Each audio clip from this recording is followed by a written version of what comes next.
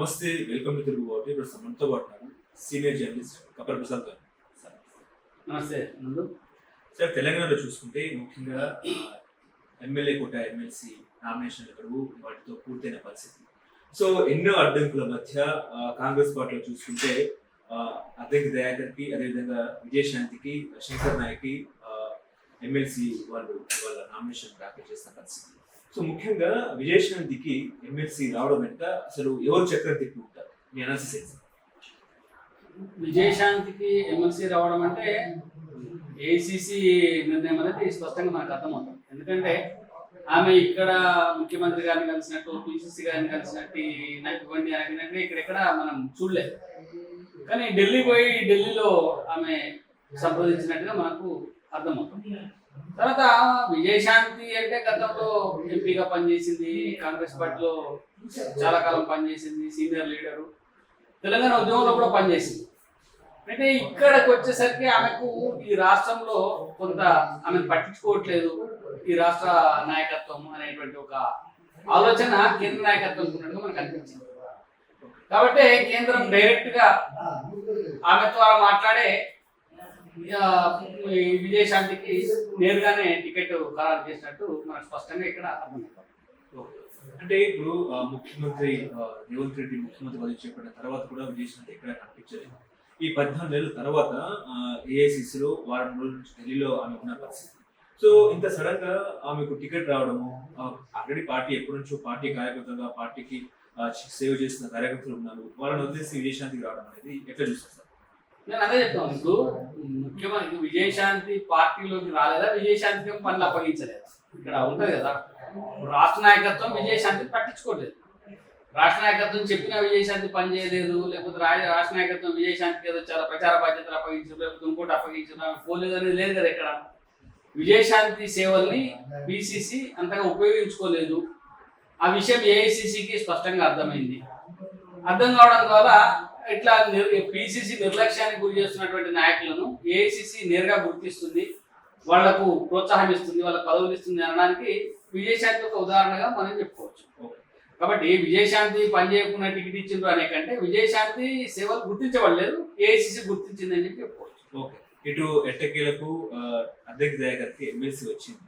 So అంటే ప్రభుత్వం ఏర్పడిన దగ్గర నుంచి ఆయనకు ఎటువంటి పని ఇవ్వని పరిస్థితి, ఎటువంటి సీటు కూడా కేటాయించలేదు.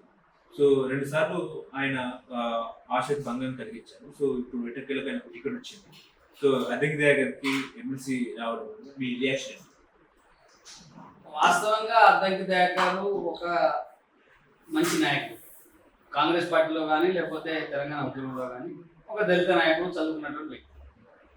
ఆయనకి ఎప్పుడు రావాల్సింది కాంగ్రెస్ పార్టీలో. వాస్తవం ఎందుకు రాలేదు అంటే కాంగ్రెస్ పార్టీలో ఉండబడేటువంటి వ్యక్తులు కొందరు, లేదా కోమటిరెడ్డి వెంకటరెడ్డి, వీళ్ళ మీద పరుషమైనటువంటి పదజాలంతో ఆయన కొన్ని మాటలు మాట్లాడటం, వాళ్ళని వ్యతిరేకించడం, దాని మూలంగా చాలా కాలం నుంచి ఆ కుటుంబం ఆయన వ్యతిరేకిస్తాం, దీనికి ఏ పదవి ఇవ్వద్దు. గతంలో పోటీ చేసి ఓడిపోయినటువంటి తుంగతుర్తిని కూడా ఆయనకి ఇవ్వనివ్వదు, ఆయన్ని చాలా గట్టిగా అడ్డుకుంటారు. అయితే ఇప్పుడున్న పరిస్థితులలో అద్దెకి దయాకర్ ఆ కుటుంబాన్ని ప్లీజ్ చేసుకుని వెంకటరెడ్డి గారి దగ్గరికి పోయి మాట్లాడుకొని తద్వారా రేవంత్ రెడ్డి గారు కూడా కొంత ఆయన్ని పూజ చేయడం వల్ల ఇక ఇలా టికెట్ వచ్చింది. నేను ఏమంటా అంటే కాంగ్రెస్ పార్టీలో రాష్ట్ర నాయకత్వం ఒక వ్యక్తి ఒక కుటుంబం వ్యతిరేకిస్తుందని చెప్పి దయాకర్ లాంటి నాయకుడిని పూర్తిగా అనగదొక్కిండ్రు. మొత్తం ఆయన్ని ఇంకా ఏం రాదు అనుకున్నటువంటి క్రమంలో ఆయనకైనా సరెండర్ కావడం ద్వారా, ఆయనకైనా పోయి కోమటిరెడ్డి వెంకటరెడ్డిని వాళ్ళ ఇంటికి పోయి కలిసి మాట్లాడడం ద్వారా ఈ టికెట్ వచ్చింది అనుకోవచ్చు. అయితే టికెట్ ఇచ్చే ముందే నీకు టికెట్ ఇస్తాం కానీ వెంకటరెడ్డిని పోయి క్షమాపణ అడగమనో, లేకపోతే ఆయన్ను ప్లీజ్ చేసుకోమనో, ఆయన దగ్గర పోయి మాట్లాడమనో ఆయన సూచన చేసింది. కాబట్టి ఆయన పోయి అక్కడ మాట్లాడిండు. దీనితో మనకు అర్థమవుతుంది ఏంటంటే కాంగ్రెస్ పార్టీలో పిసిసిలో బీసీ నాయకుడు ఉన్నా కూడా, ఏఐసిసిలో ఒక దళిత నాయకుడు ఉన్నా కూడా, ఇక్కడ నడుస్తున్నది వాళ్ళది నడుస్తలేదు, వీళ్ళది మళ్ళీ కోమటిరెడ్డి వెంకటరెడ్డో లేకపోతే అన్ముల రేవంత్ రెడ్డో లేకపోతే ఇట్లా ఈ కుటుంబాలకు మాత్రమే పెత్తనం ఖచ్చితంగా నడుస్తుందని మనకు స్పష్టంగా అర్థమవుతుంది. మనం చెప్తాం ఏఐసిసిలో మల్లికార్జున ఖర్గే గారి నాయకులు, కానీ ప్రతి సందర్భంలో రాహుల్ గాంధీ సోనియా గాంధీ ఇదే మాట. ఇప్పుడు మనకు ముఖ్యమంత్రి గారు మాట్లాడితే ఎప్పుడు ఖర్గే గారి కృతజ్ఞతలు లేకపోతే ఖర్గే గారి జయంగా ఇదైందని ఎప్పుడు అన్నారు కదా. ఇప్పుడు ఈ పదవులు వచ్చిన వాళ్ళు కూడా మా ఏఐసిసి నాయకులకు అని అంటలేదు. పదవులు వచ్చిన వాళ్ళు కూడా సోనియా గాంధీ సోనియామ్మకు కృతజ్ఞతలు, రాహుల్ గాంధీ కృతజ్ఞతలు, తర్వాత ఈయన ఖర్గే గారికి కూడా కృతజ్ఞతలు. అంటే ఈ పరిస్థితి కొనసాగుతుంది. సరే ఆల్ ఇండియాలో ఏమున్నదని పక్కన పెడితే మనకి రాష్ట్రంలో కనబడుతున్నది ఏంటి? కేవలం కోమటిరెడ్డి వెంకటరెడ్డి వ్యతిరేకించడం వల్లనే అద్దెకి దయాకర్కి ఇప్పటిదాకా ఏ పదవి రాలేదు.